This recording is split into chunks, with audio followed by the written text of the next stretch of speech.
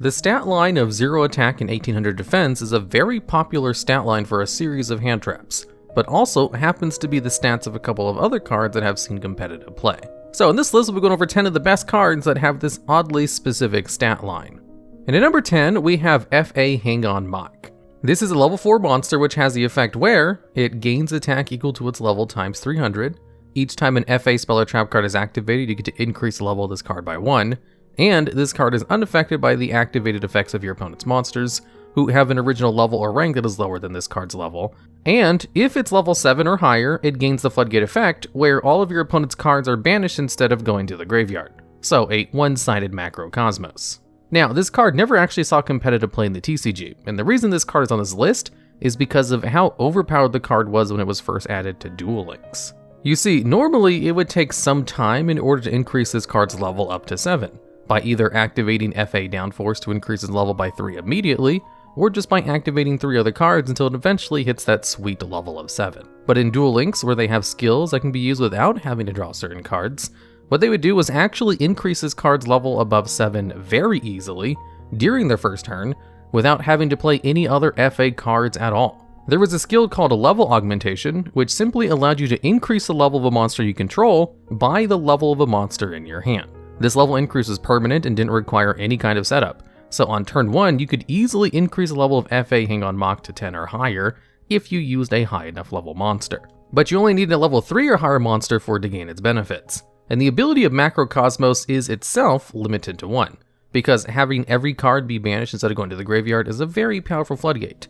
Doubly so when it's attached to a monster that's all but immune to monster effects, and has more than 4000 attack. So it was a 1-card winning machine which eventually got the skill nerfed, to only be usable when you have 3000 or less life points and only increase the level of the monster until the end of the turn, instead of lasting forever. And at number 9, we have Cerperus. This is a level 3 beast monster, which of course has the same stat line as every other card on this list, and only has the graveyard effect where, if you take damage by an opponent's card effect or by battle, you can banish this card from your graveyard in order to target and destroy 1 card in the field. So in order to gain the full use of this card, you have to first get it into the graveyard, and then wait until you take damage or activate the damage yourself by attacking into one of your opponent's stronger monsters.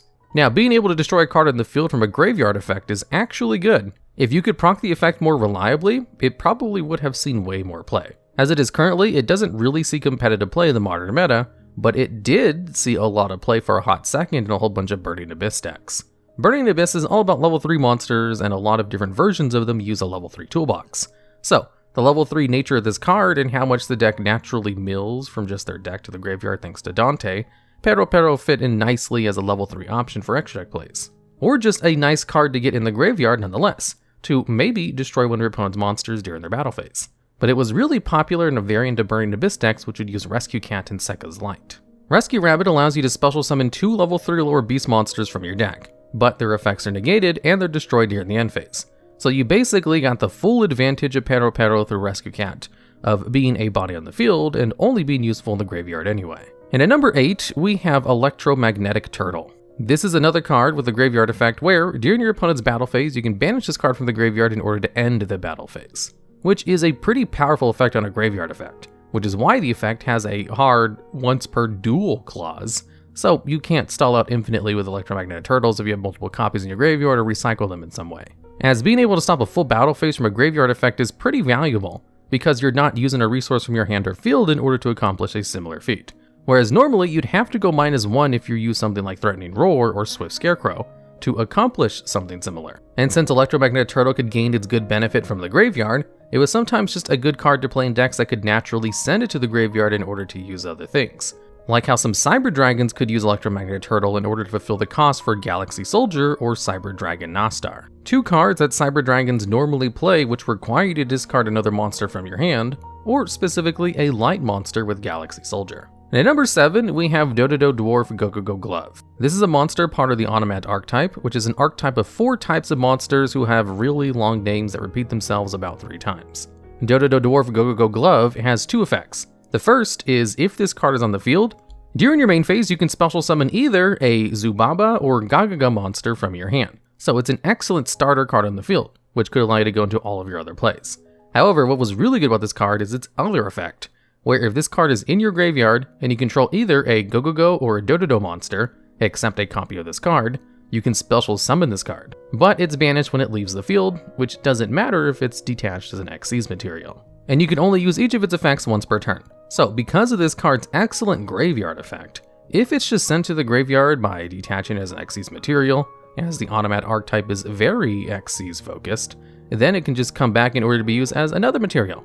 Gogogoglove is basically the Spinny of the auto-matic archetype, and Salamangreat Spinny is an excellent card that saw play precisely because of how easy it was to special summon itself from the graveyard. And here's the thing with Dwarf Gogogoglove. You could also use its first effect if it special summoned itself from the graveyard. So if this card was in your graveyard first and you were able to special summon it with its second effect, you can then special summon a monster from your hand with its first effect that you hadn't used yet. Which made it an excellent way to start up all of your plays, especially since there were other good cards that comboed well with it, like Zubaba Bancho Gagagogote and Utopic Onomatopoeia, who could also cheat out Dwarf Gogogoglove from the hand or graveyard in some way. Dwarf Gogogoglove is surprisingly good for a card with such a silly sounding name, which I'm pretty sure is the whole point of this archetype. Surprisingly good cards with silly sounding names.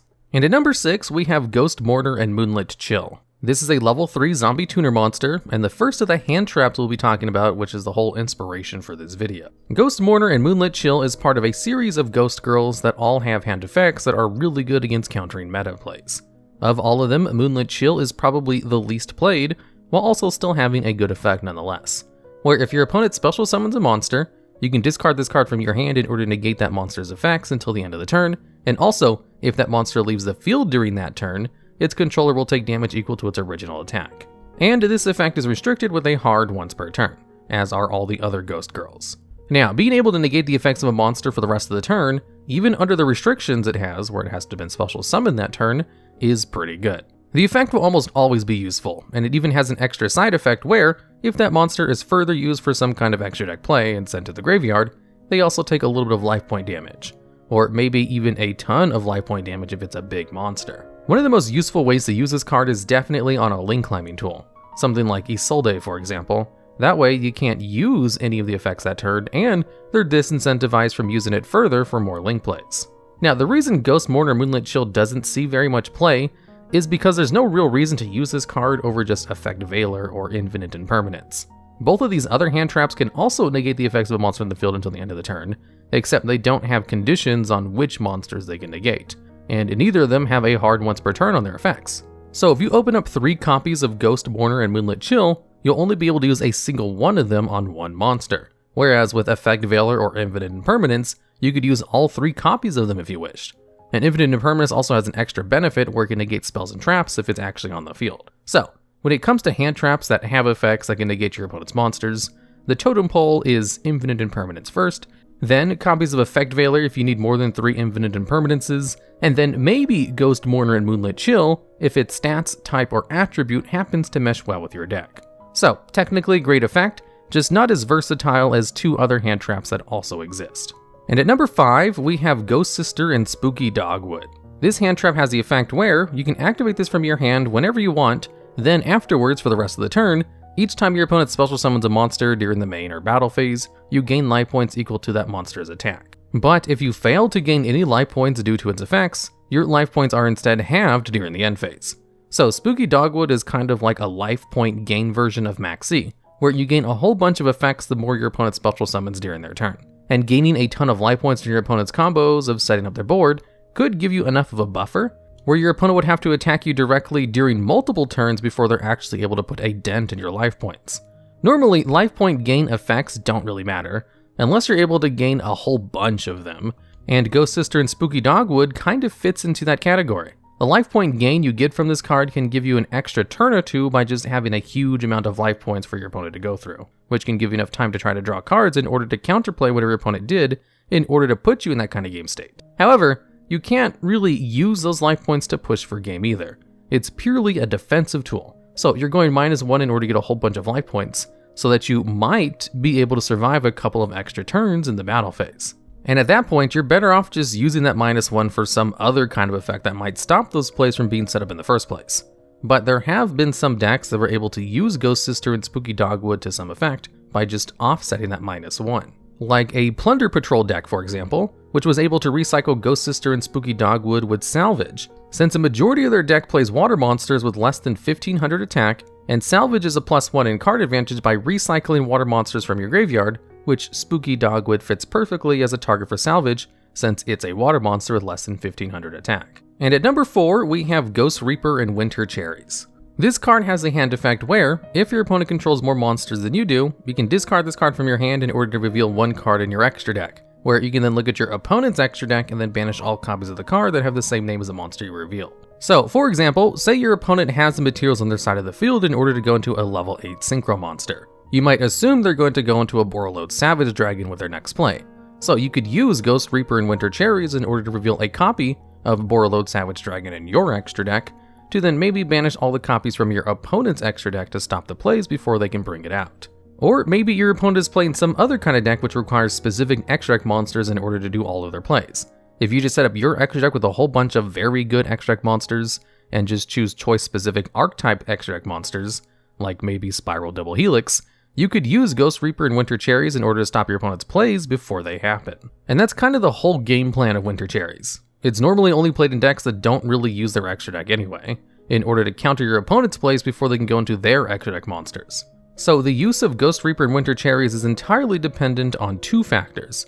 One, if you're playing a deck that's fine with stacking a whole bunch of dead cards in your extra deck that you can't play, and two, going against decks that require incredibly specific extra deck monsters in order to function, where you can completely stop all of their plays by removing them. And hitting choice cards in your opponent's extra deck is not super good in the current meta, but always has the potential to be. So it will stay a really good option that will probably enter and leave the meta depending on what's happening regularly, similar to Draw and Lockbird. And at number 3, we have Ghost Ogre and Snow Rabbit. This is one of the first Ghost Girls that were released, so unlike all the other ones I've talked about so far, this one is actually Psychic type instead of Zombie, which means it's a target for Emergency Teleport. A really good quick play spell card that allows you to special summon a Psychic monster from your deck, just as long as it's level 3 or lower. And because Ghost Ogre and Snow Rabbit is an emergency teleport option, it definitely has more consideration for use over a lot of the other Ghost Girls, while also just having an excellent hand trap effect, where if your opponent activates the effect of a card that's already face up on the field, you can send this card from your hand or field to the graveyard in order to destroy that card. Now, this effect doesn't actually negate any card effects and simply destroys the card, so its uses really require you to know exactly when to use the card correctly. Normally, if you chain this card to some kind of continuous spell or trap card effect, destroying the card before it resolves will usually stop the effect from happening because of the mechanics of how those cards work. But if you're destroying a monster who's activating its effect, the effect will still resolve, and they're just going to lose that monster on the field while still gaining the benefits of that effect. But it is a way to destroy a monster with one card in your hand, which is still good, and situationally can be used to stop some effects from potentially happening, like Isolde, Two Tales of Noble Knights. When this card is summoned, it activates its effect to add a monster from your deck to your hand. Then it has a second effect where it can special summon a monster from the deck. So you can meet the activation requirement for Ghost Ogre and Snow Rabbit on the first search effect in order to destroy before it activates the second effect to special summon a monster from the deck. And at number 2, we have Ghost Belle and Haunted Mansion.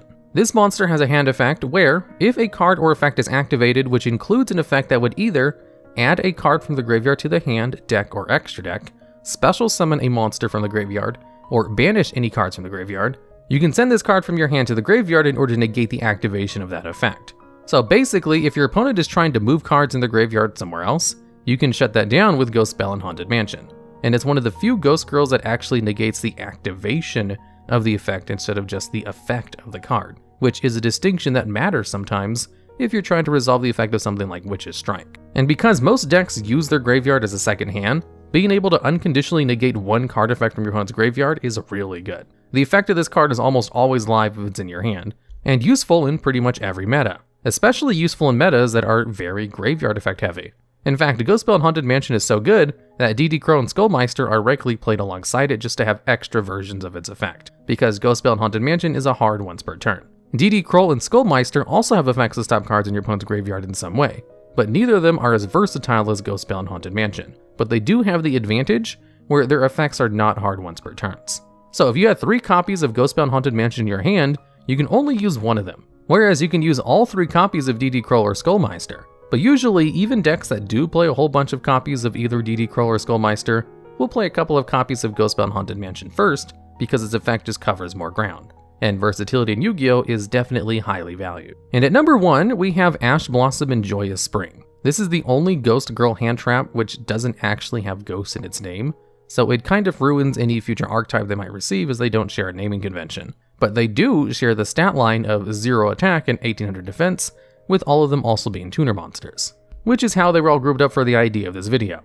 Anyways, Ash Blossom and Joyous Spring has definitely had more play than all the other cards on this list so far, and is probably in the running for being one of the most played cards in the game, even though it only came out in 2017. As what this card does is, if your opponent activates a card or effect which has an effect that includes either adding a card from their deck to their hand, special summoning from the deck, or sending a card from the deck to the graveyard, you can send Ash Blossom from your hand to the graveyard and negate the effect of that card. And the act of adding a card from your deck to your hand is one of the most common effects that exist in meta decks, and just non-meta decks too. In order for your deck to be consistent, it needs some way to search out other cards from the deck. So because of that one line of text, Ash Blossom and Joyous Spring is almost always useful against almost any deck you're playing against. The fact that it can stop 2 other common things is just icing on the cake. If you have Ash Blossom and Joyous Spring in your hand, chances are you'll be able to use it on your opponent during their first turn. And in fact, Ash Blossom is kind of the gatekeeper of meta decks, where if your deck cannot play through a single Ash Blossom and Joyous Spring negate,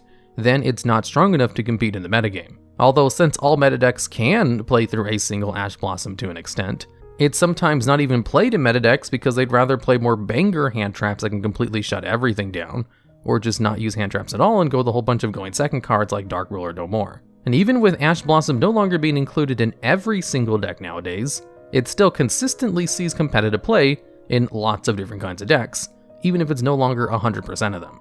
Alright, and that's the video. This idea was suggested from the comments of a previous video, so if you have any ideas for weird topics like this, I'd love to hear about them down in the comments.